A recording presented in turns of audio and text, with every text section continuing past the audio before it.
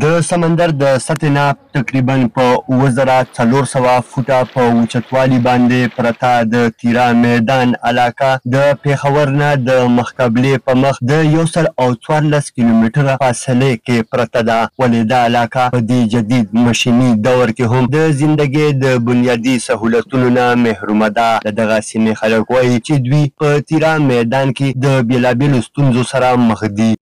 زمون عمر عجیب شرمامات د انصاف تاجر اسوسییشن تیرا میدان صدر بازور اوس ته په نیمه ورځ باندې بندېږي ځکه چې دلته بجلي نشته رای، موږ له رڼا نشته رای، موږ له چې کومه نه سټریټ لایټ شته رای، نه بل شی چې کوم کنه چې کوم کور موږ له پکې منظور شوی ان تر اوسه پرې موږ نه کېږي. همداسې موږ تیرو میدان کې چې کومه موږ له اوسه پرې اسپاتول سهولت نشته رای، د اوسه پرې زموږ پوسټمارټم نه کېږي، یو ډلیوري کیس ته موږ نه حل کېږي،